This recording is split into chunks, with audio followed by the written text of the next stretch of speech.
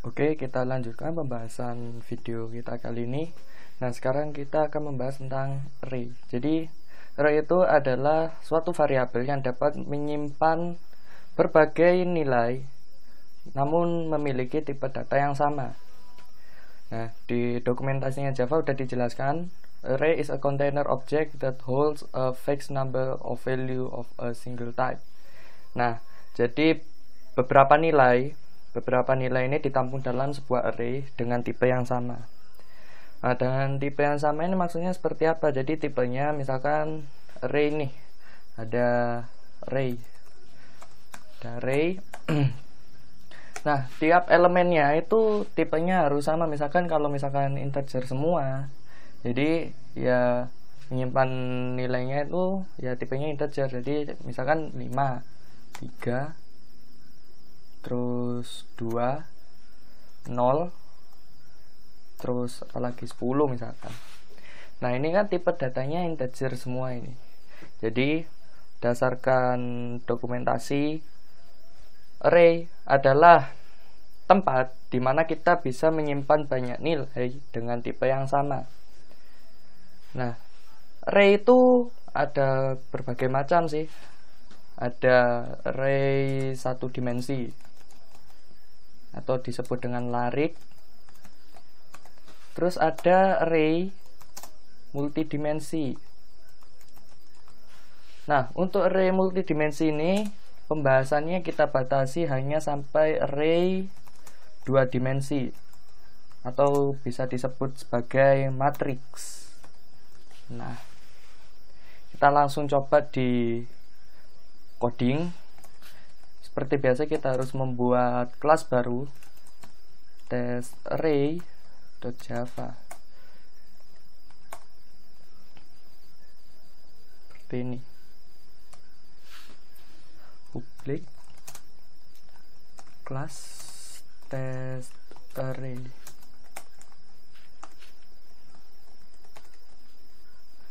Public static main string args. Nah, cara untuk mendeklarasikan array ini seperti ini. Jadi misalkan kita mau menyimpan berbagai banyak nilai integer dengan array-nya itu isinya cuma 5 seperti ini. Jadi misalkan array integer int seperti ini harus ditandai dengan brackets kurung kotak. Ini untuk mendeklarasikan array satu dimensi, misalkan tes misalkan arr 1 misalkan. Nah, di arr 1 ini kita mau memasang berapa banyak nilai sih, berapa banyak elemen yang bisa ditampung. Kita gunakan kata kunci new int, terus buka brackets 5 kan tadi, misalkan isinya 5, jadi kita tulis 5 di antara brackets ini, terus titik koma. Nah, setelah kita membuat array seperti ini, oleh Java tiap elemennya akan diinisialisasi dengan nilai 0. Mau bukti? Kita buktikan. Java util arrays.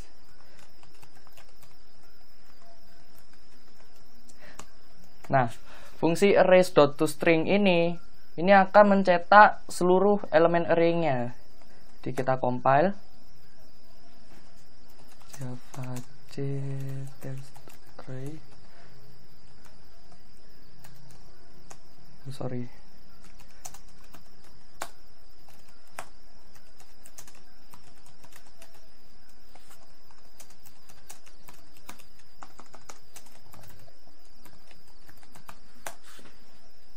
Nah, setelah dilakukan pemesanan tempat di memori, ini kan di Barisma kan mesen memori nih. Halo Java, aku pengen mesen memori nih untuk ARR1, jumlah ruangnya 5 ya. Oke wes, tak isikan kamarnya 0 semua ya. Oke. Nah, setelah itu kita lakukan pencetakan ini di sini. dicetak nilai array semuanya ini berapa. Dilihat di outputnya ini kan 000 semua. Jadi ketika kita sudah memesan memori di sini, maka untuk pertama kalinya Java akan mengalokasikan atau menginisialisasi nilai tiap elemen array-nya sama dengan 0. Nah, kalau misalkan non numerik, ini kan kalau numerik memang diinisialisasikan 0 kan. Kalau misalkan bikin string str arr misalkan new string 5 kayak tadi. Oke, kita coba lakukan pencetakan.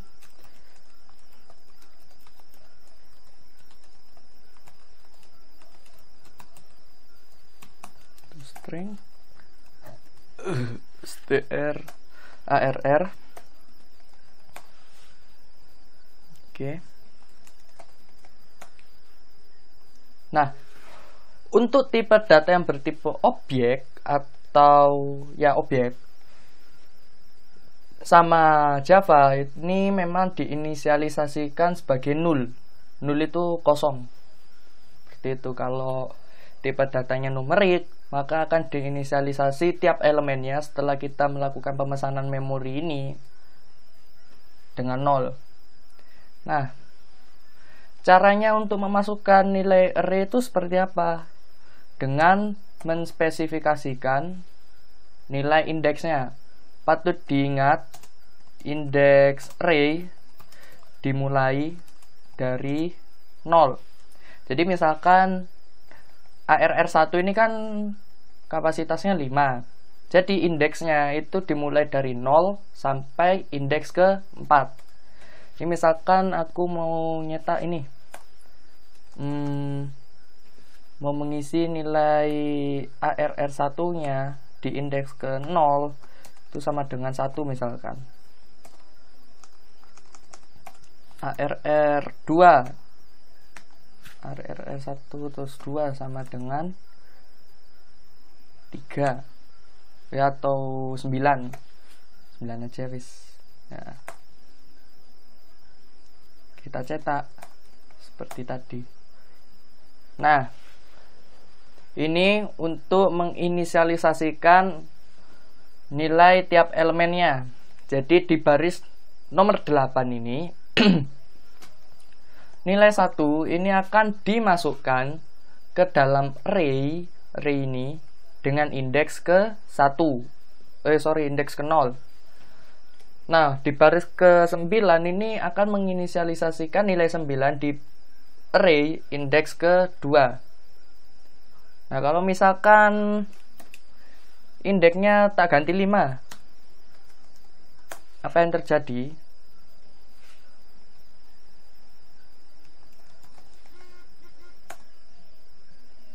Exception in thread main array index out of bound exception. Nah, array index of outbound exception ini tandanya kita menspesifikasikan nilai indeks itu melebihi indeks maksimalnya. Kalau misalkan 5 itu indeks maksimalnya 4 kan, dari 0 sampai 4. Nah, kalau 5 di array array jumlahnya 5 itu akan menimbulkan error karena index out of bound exception. Seperti itu. Jadi array ini bentuknya kayak gini kalau array 1 dimensi. Misalkan ini kan di sini elemennya misalkan ada 10 nih. Jadi first indexnya, indeks pertamanya dimulai dari 0 sampai 9. Nah, untuk elemennya ini ya ini tempatnya ini, kamar-kamarnya ini. Ini bisa diisi nilai berapapun asalkan tipe datanya sesuai. Nah, cara untuk mengecek panjang array-nya itu berapa? Seperti ini. System out println panjang array ARR1.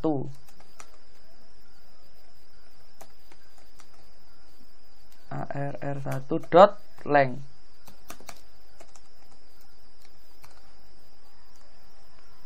Nah, ini untuk mencetak panjang array-nya.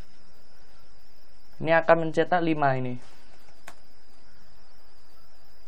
Oh, masih error karena di sini kan array index out of bound exception. Ini misalkan tak ganti 1. Sorry. Nah, panjang array ARR1 5. Karena kita memesan tempat di memori untuk array itu sebanyak 5.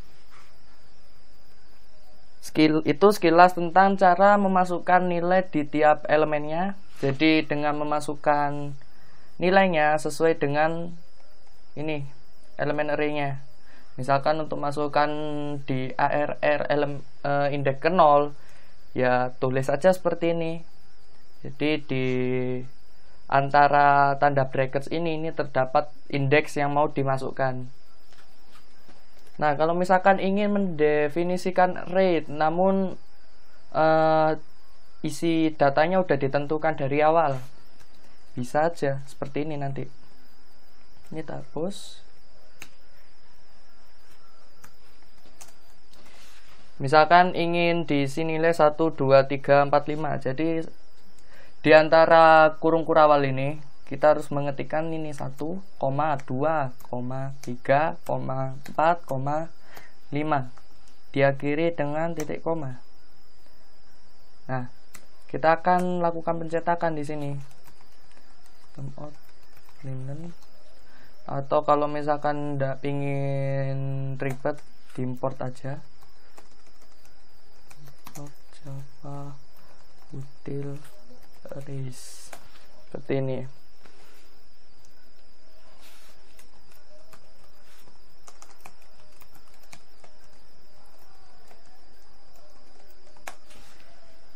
Nah,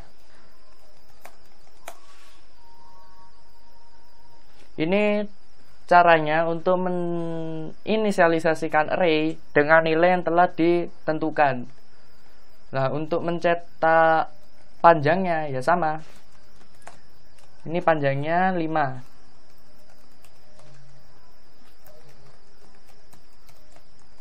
Ini panjangnya 5. Nah, 5. Karena kita memasukkan elemen dari awal ini sebanyak 5 elemen. Nah, kalau misalkan ditambahin seperti ini. Nah, dia akan berubah lengthnya menjadi 7. Muncul pertanyaan, kalau misalkan elemen array-nya ini tipe datanya lain, apakah bisa? Tidak bisa.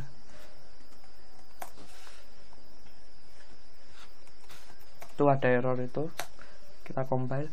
Nah, incompatible type string cannot be converted to integer. Nah, jadi kalau di dalam Java itu array-nya, kalau misalkan kita deklarasinya array integer, ya sudah, nilai array-nya itu elemen-elemennya itu harus integer. Jadi tidak boleh tipe data yang lain, kecuali kalau di bahasa lain seperti PHP itu array-nya itu tipenya key and value. Lah, tipe data yang dimasukkan itu bisa bebas, maupun misalkan key-nya itu key ID, misalkan itu isinya integer, terus key-nya nama bisa string. Itu kalau di PHP seperti itu. Nah, kalau di Java ini tidak diperkenankan. Nah, kalau misalkan ingin mengimplementasikan array kayak yang di PHP itu key value, ya kalau di Java itu kita bisa pakai map atau hash map tuh. Oke, itu sekian tentang array 1 dimensi. Lanjut kita ke array 2 dimensi. Nah, array 2 dimensi ini bentuknya seperti ini. Jadi ada baris, ada kolom. Nah, kalau misalkan array seperti ini kita deklarasinya seperti ini. Seperti ini.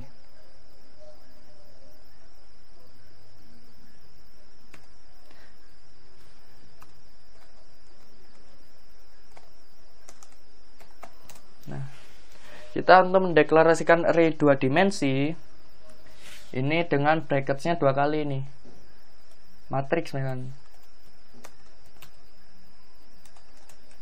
new integer, misalkan pingin ordonya 3 kali 3.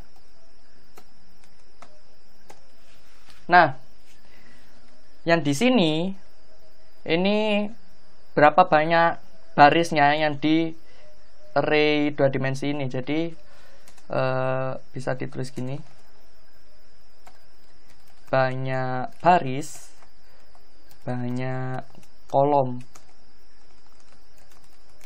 Nah, caranya untuk mencetak semuanya atau nyetak matriksnya itu seperti apa? Nah, kalau di array 2 dimensi itu sebenarnya kayak array 1 dimensi, cuma di dalam elemennya itu isinya array. Jadi array di dalam array gitu. Caranya mudah. Jadi kita harus melakukan perulangan. Berhubung ini di dalam elemen array matriks ini ada array juga, jadi tiap looping per barisnya ini kita beri seperti ini, akan baris matriks.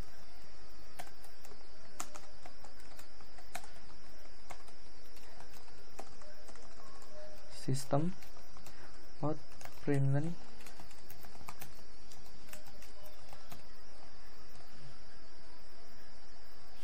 array string baris misalkan.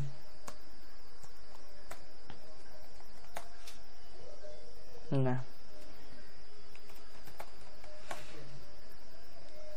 ya kan, ini array-nya. Jadi array multidimensi, atau di sini kita bisa sebut karena kita bahasnya array 2 dimensi, matriks. Jadi tiap elemennya itu ada array lagi. Jadi kalau misalkan kita gambar ini ya seperti ini, bentuknya kayak tabel seperti ini.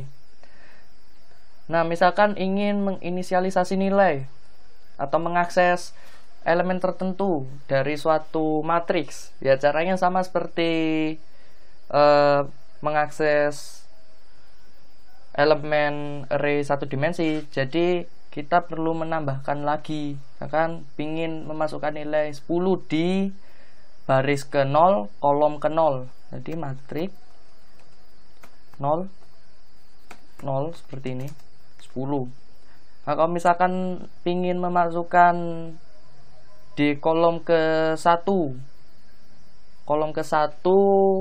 baris ke 1, matriks 1 1 6 misalkan.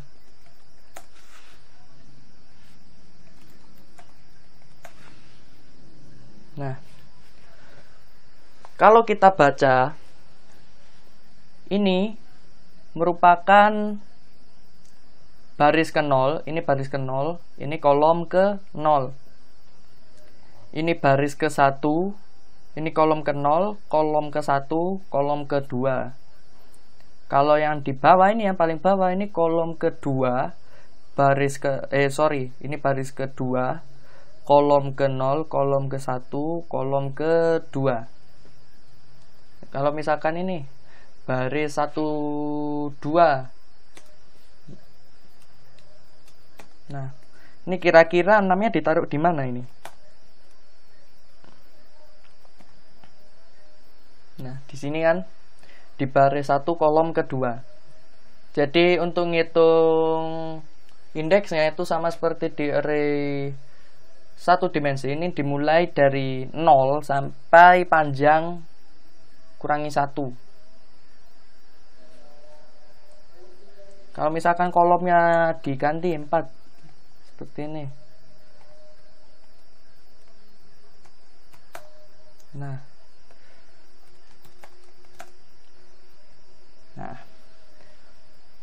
jadi ordonya 3 kali 4.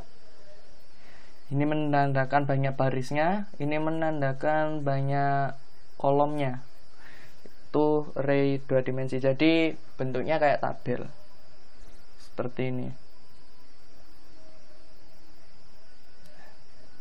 Nah, misalkan untuk menginisialisasikan nilai awal dari matriks, ya sama seperti kita mendeklarasikannya di array satu dimensi. Cuma kita perlu menambahkan seperti ini. Jadi misalkan dicontek aja seperti ini. Matriks. Nah, ini harus diawali dengan kurung kurawal buka dan kurung kurawal tutup. Misalkan tadi contohnya, nah ini untuk mendefinisikan matriks baris ke 0. Ini untuk baris ke 1.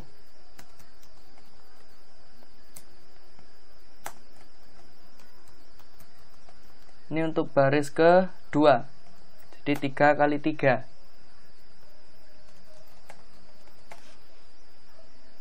Nah, jadi pertama kali inisialisasinya 1, 2, 3, 4, 5, 6, 7, 8, 9. Nah, berhubung di baris 13 sama 4 ini terjadi pengubahan nilai elemen matriksnya, jadi di outputnya juga berbeda. 1, 2 tetap 6, 0, 0 ini tetap berganti dari 1 ke 10. Itu sekilas tentang array 2 dimensi. Jadi tadi kita udah belajar array 1 dimensi. Array 1 dimensi itu larik. Kalau array 2 dimensi itu bisa disebut dengan matriks. Indeks array dimulai dari 0 hingga panjang array-nya kurangi 1. Itu untuk penomoran indeksnya. Sekarang kita masuk contoh kasus dari array 1 dimensi. 1 dimensi. Misalkan aku ada array untuk mencari bilangan terbesar dari array. Akan seperti ini. Array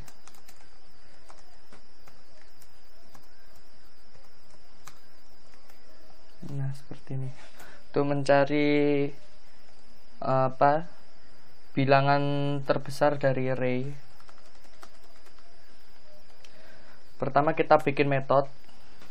Untuk bikin metode bisa dilihat di video bab metode. Public static integer cari maksimal. Nah, metode cari maksimal ini akan mengembalikan nilai maksimalnya. Jadi nilai terbesar dari array itu berapa. Kita buat variabel lokalnya dulu, integer maksimal, sama dengan kita inisialisasikan elemen array A di indeks ke 0. Kita lakukan looping.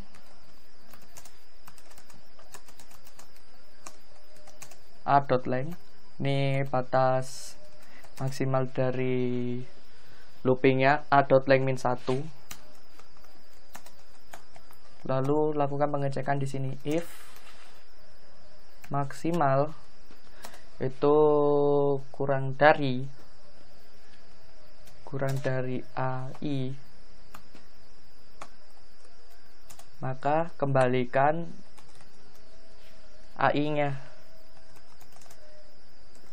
Max, misalnya max sama dengan AI, seperti ini. Lalu kita kembalikan nilainya, return max. Oke. Sistem out println cari maksimal ARR seperti ini. Nah, ini akan mengembalikan nilai 9. Karena yang paling besar dari array tersebut itu nilainya 9. Nah, outputnya 9. Kalau misalkan untuk cari minimumnya sama, ini tinggal balik aja dari kurang dari menjadi lebih dari. Nah, misalkan pingin mengurutkan nilai.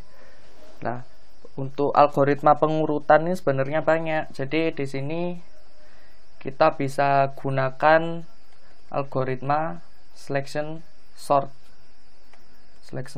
Jadi seperti ini. Public static void selection sort integer a. Seperti ini sama.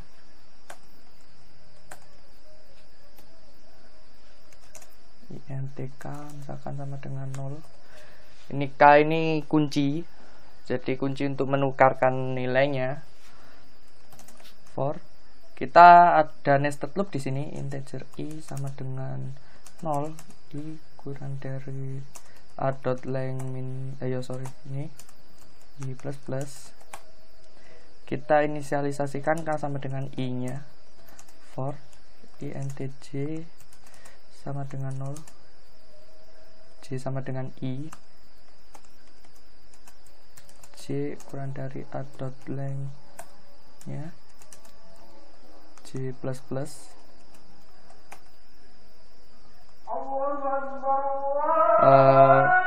Sudah azan, jadi kita lanjut lagi.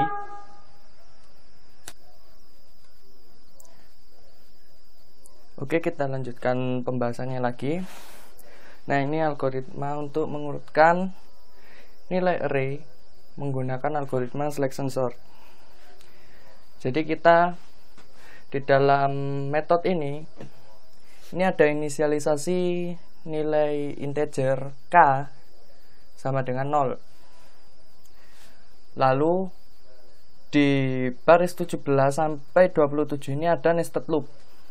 Di for yang pertama ini ada untuk menginisialisasi nilai k ini sama dengan i. Terus dilakukan looping nested dimulai dari i hingga indeks terakhir dari array-nya. Lalu dilakukan pengecekan jika a indeks k lebih besar dari a indeks ke j, maka inisialisasi nilai k sama dengan j. Lalu keluar dari looping dalam ini, lalu lakukan penukaran a indeks i dengan a indeks k. Jadi kita ilustrasikan seperti ini. Array-nya tadi 109 725 seperti ini. Pertama tadi k-nya diinisialisasikan di sini. Ini array. Ini k. Ini k-nya. K-nya kan posisinya di sini. Di array indeks 0 ini. Lalu dicocokkan di looping nested apakah a indeks ke k indeks k ini lebih besar dari a indeks ke j. Tidak kan? Jadi ini misalkan j nya masih di sini, dibandingkan 1 lebih dari 1 tidak. Ternyata tidak, maka k nya bergeser ke sini. Nah, apakah indeks k nya ini a indeks k ini apakah lebih besar dari a indeks ke 0 ini k-nya masih di sini, sorry. Apakah lebih besar, ini kan k, apakah lebih besar dari 0? Kalau iya, k-nya baru dipindah ke sini. Terus dicocokkan sampai belakang, apakah dia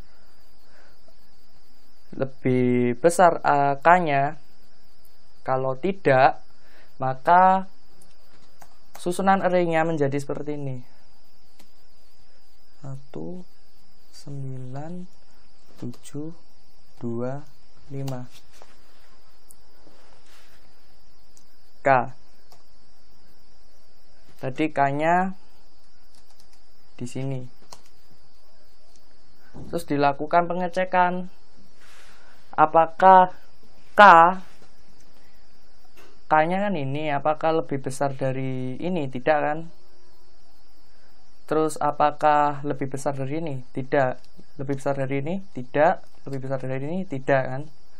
Nah, lalu kita pindah K-nya sini. Kita lakukan pengecekan apakah 9 ini lebih besar dari 7. Ya kan? Apakah 9 lebih besar dari 2? Ya kan? Apakah lebih besar dari 5? Ya kan? Maka K-nya kan pindah ke 2 ini. Pindah ke sini. Pindah ke 2. Lalu dilakukan penukaran. Jadi susunan array-nya seperti ini. 2, 7, 9, 5. Nah, posisi K berada di sini. Terus dilakukan pengecekan apakah 7 ini lebih besar dari 9. Ya kan? Tidak kan? Terus dilakukan pengecekan lagi apakah 7 lebih besar dari 5. Ya kan? Jadi dilakukan penukaran 7 dengan 5. 1, 2, 5, 7, 9. Nah, itu sekilas tentang selection sort. Jadi untuk penukarannya itu indeks yang memiliki nilai terkecil itu akan diseleksi, lalu kemudian dilakukan penukaran nilai. Dan itu sekian tentang pembahasan kita tentang array. Semoga bermanfaat. Sekian.